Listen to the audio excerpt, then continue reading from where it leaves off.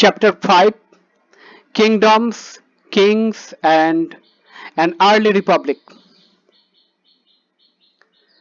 Election Day. Sankaran woke up to see his grandparents all ready to go and vote. They wanted to be the first to reach the polling booth. Why, Sankaran wanted to know were they so excited? Somewhat impatiently, his grandfather explained, "We can choose our own rulers today." How some men became rulers. Choosing leaders or rulers by voting is something that has become common during the last 50 years or so.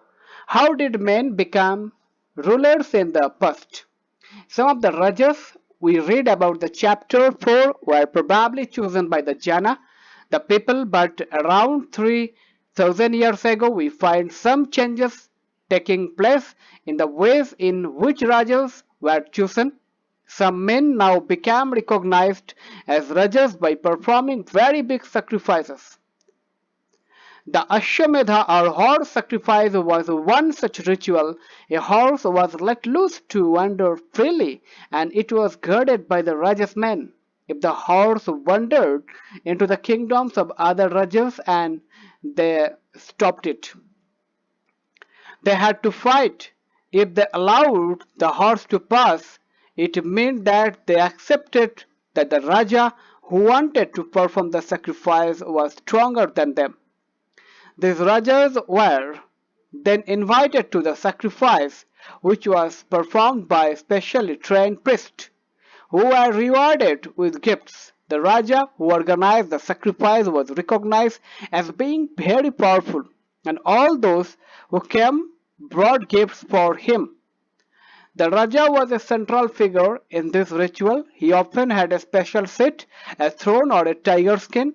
His charioteer, who was his companion in the battlefield and witnessed his exploits, chanted tales of his glory. His relatives, especially his wives and sons, had to perform a variety of minor rituals. The other Rajas were simply spectators who had to sit and watch the performance of the sacrifice.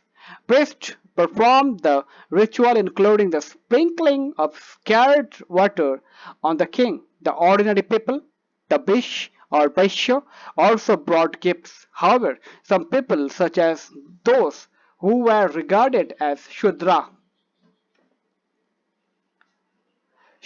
by the priest, were excluded from many rituals.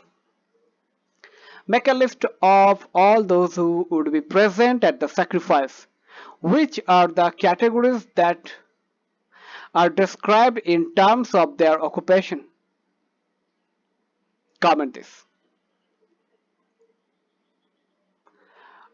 Burners.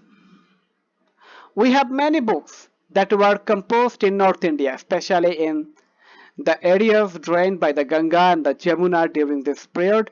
These books are often called later Vedic because they were composed after the Rig Veda, about which you learned in chapter 4. This includes the Samveda, Yajurveda, and Atharva Veda, as well as other books. These were composed by priests and described how ritual were to be performed. They also contained rules about society. There were several different groups in society at the time: priests and warriors, farmers, herders, traders, craftspersons, laborers, fishing folks, and forest people. Some priests and warriors were rich, as were some farmers and traders. Others, including many herders, crafts persons, laborers, fishing folk, and hunters and gatherers, were poor. The priests divided people into four groups called varnas. According to them, each varna had a different set of functions. The first varna was that of the Brahmin. Brahmins were expected to study and teach. The Vedas performed sacrifices and received gifts. In the second place were the rulers, also known as Kshatriyas.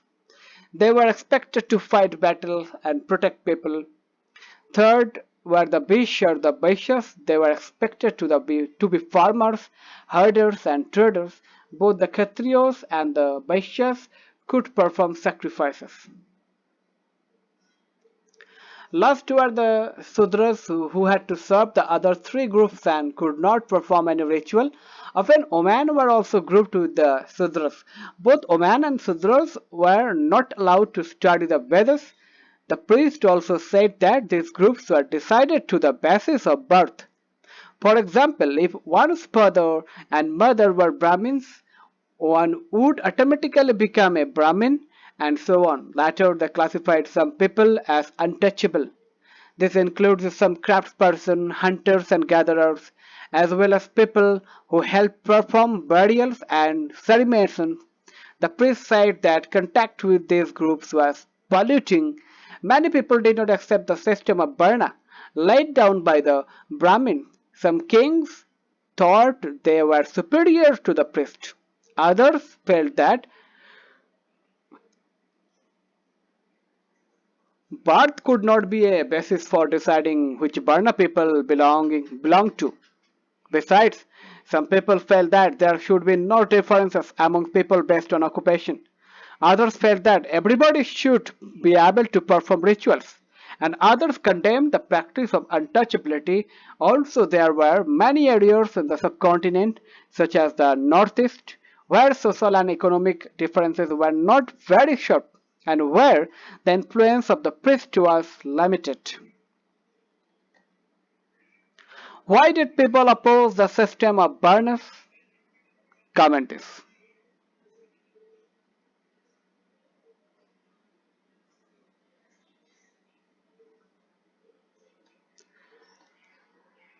Janapadas. The Rajas who performed these big sacrifices were now recognized as being Rajas of Janapadas rather than Janas. The word Janapada literally means and the land where the Jana set its foot and settled down. Some important Janapadas are shown on map 4, page 49. Archaeologists have excavated a number of settlements in this Janapada, such as Purana Killa in Delhi, Hastinapura near Meerut, and Atranjikhera near Etah. The last two are in Uttar Pradesh. They found that people lived in herds and kept cattle as well as the other animals. They also grew a variety of crops: rice, wheat, barley, pulses, sugarcane, sesame, and mustard. Is there a crop in this list that was not mentioned in chapter 3? Comment this. Painted greyware, plates and bowls are the most common vessels made out of painted greyware. These are extremely fine to touch with a nice smooth surface. Perhaps these were used on special occasion for important people and to serve special food. They made earthen pots. Some of these were grey in color, others were red. One special type of pottery found at these sites is known as painted greyware, as is obvious from the name. These grey pots had painted designs, usually simple lines and geometric patterns.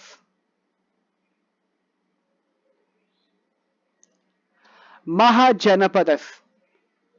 About 2500 years ago, some Janapadas became more important than others and were known as Mahajanapadas. Some of these are shown on map 4. Most Mahajanapadas had a capital city. Many of these were fortified. This means that huge walls of wood, bricks, or stone were built around them.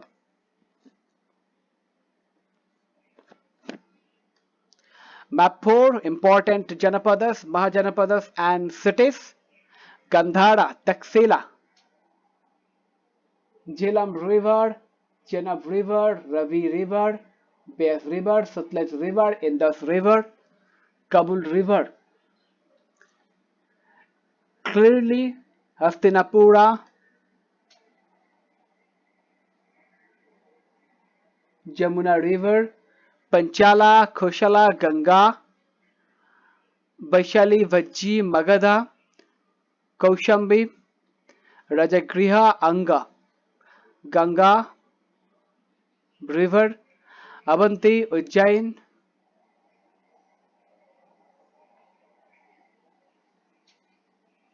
Chenhal, Narmada River, Tapu River,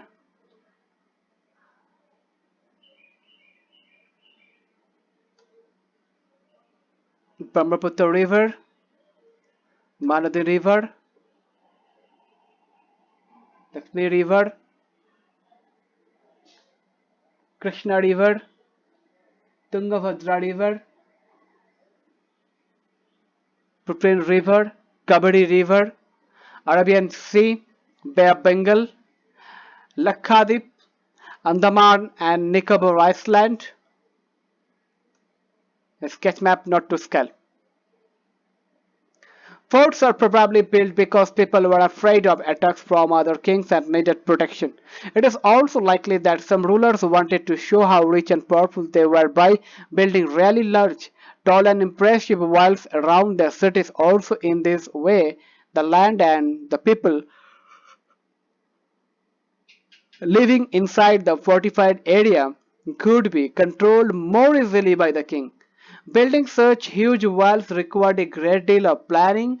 Thousands, if not lakhs, of bricks or stones had to be prepared.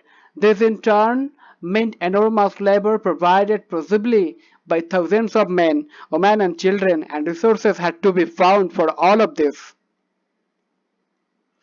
The fortification wall at Kaushambi. This is a picture of remains of a wall made of bricks found near present day Allahabad, Uttar Pradesh. A part of it was probably built about 2500 years ago. The new Rajas now began maintaining armies. Soldiers were paid regular salaries and maintained by the king throughout the year. Some payments were probably made using punch-marked coins. See in the illustration on page 84. You will read more about these coins in chapter 8. List two ways in which the Rajas of the Mahajanapadas were different from those mentioned in the Rig Veda. Taxes. As the ruler of the Mahajanapadas were building huge forts, maintaining big armies, they needed more resources, and they needed officials to collect this. So instead of depending on occasional gifts brought by people, as in the case of the Rajas of the Janapadas, they started collecting regular taxes. Taxes on crops were the most important. This was because most people were farmers. Usually the tax was fixed at one-sixth of what was produced. This was known as bhaga or a share. There were taxes on craftsperson as well. This could have been in the form of labor. For example, a weaver or a smith may have had to work for a day every month for the king. Herders were also expected to pay taxes in the form of animals and animal produce. There were also taxes on goods that were bought and sold through trade. And hunters and gatherers also had to provide forest produce to the Raja. What do you think would have been provided by hunters and gatherers? Comment this. Changes in agriculture. There were two major changes in agriculture around this time. One was the growing use of iron plowshares. This meant that heavy clay soil could be turned over better than with a wooden plowshare, so that more grain could be produced. Second, people began transplanting paddy. This meant that instead of scattering seeds on the ground from which plants would sprout, saplings were grown and they then planted in the field. This led to increased production. As many more plants survived, however, it was back-breaking work. Generally, slave men and women, dasas and dasis, and landless agricultural laborers, kammakaras, and had to do this work. Can you think why kings would encourage these changes? Comment this.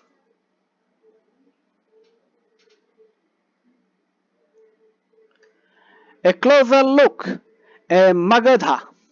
Find Magadha on map 4, page 49. Magadha became the most important Mahajanapadas in about 200 years.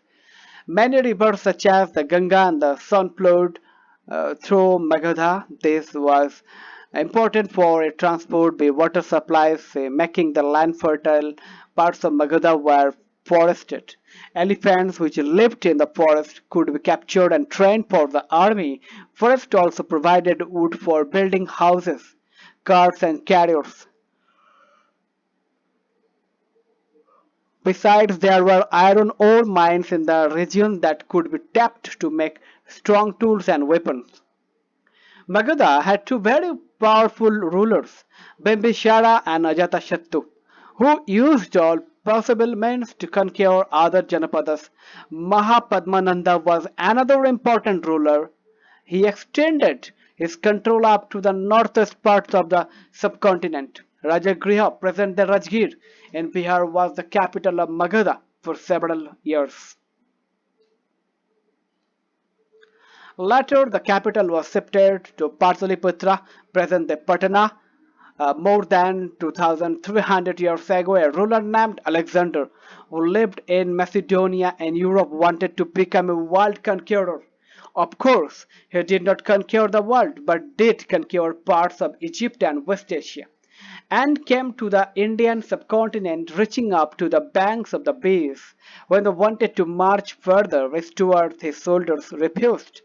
They were scared, as they had heard that the rulers of India had vast armies of foot soldiers, carriers, and elephants. In what ways were these armies different from those described in the Rig Veda? Comment this. A closer look by Bhaji. While Magadha became a powerful kingdom, Bhaji, with its capital as Vaishali, Bihar, was under a different form of government known as Gana or Shangha. In a Gana or a Sangha, there were not one but many rulers. Sometimes, even when thousands of men ruled together, each one was known as a Raja. These Rajas performed ritual together. They also met in assemblies and decided what had to be done and how through discussion and debate. For example, if they were attacked by an enemy, they met to discuss what should be done to meet the threat. However, Oman, Dasas, and Kamakaras could not participate in these assemblies. Both the Buddha and Mahavira, about whom you will read in chapter 6, belong to Ganas or Sanghas. Some of the most vivid descriptions of life in the Sanghas can be found in Buddhist book. Gana is used for a group that has many members. Sangha means organizations or associations.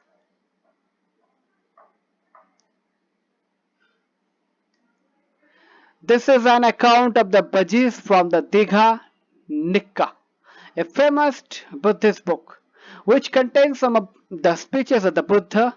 These were written down about 2300 years ago. Ajatashattu and the Bhajis. Ajatashattu wanted to attack the Bhajis. He sent his minister named Vashyakara to the Buddha to get his advice on the matter. The Buddha asked whether the Bhajis met frequently in full assemblies. When he heard that they did, he replied that the Bhajis would continue to prosper as long as they held full and frequent public assemblies.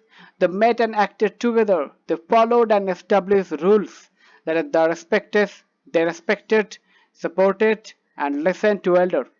But Geoman were not held by force or captured. Chaityas, local shrines, were maintained in both towns and villages. Wise saints who followed different beliefs were respected and allowed to enter and leave the country freely. In what ways was the Bhajji Sangha different from the other Mahajanapadas? Try and list at least three differences.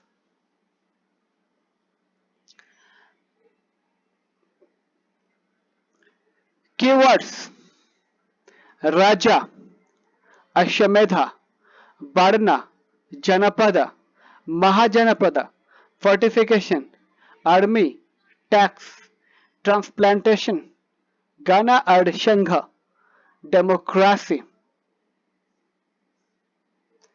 Rajas of powerful kingdoms tried to conquer the Sanghas. Nevertheless, they lasted for a very long time, till about 1500 years ago, when the last of the Ganas or Sanghas were conquered by the Gupta rulers, about whom you will read in chapter 10.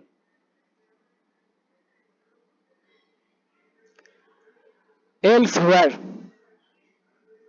while Greece and Athens in your atlas, around 2500 years ago, the people of Athens set up a form of government which was called a democracy, which lasted for about 200 years. All free men over the age of 30 were recognized as full citizens. There was an assembly that met at least 40 times a year to decide on important matters. All citizens could attend these meetings. Appointments for many positions were made through lottery. All those who wanted to be chosen gave in their names, and then some were selected through lottery. Citizens were unexpected to serve in the army and the navy. However, women were not considered citizens. Also, many foreigners who lived and worked in Athens and merchants and kept persons did not have rights as citizens. Besides, there were several thousand slaves in Athens who worked in mines, fields, households, and workshops. The two were not treated as citizens. Do you think this was a true democracy? Comment this. Imagine you are peeping through a crack in the walls of the assembly of Vaishali, where a meeting is in progress to discuss ways to deal with an attack by the king of Magadha. Describe what you might hear. Comment this. Let's recall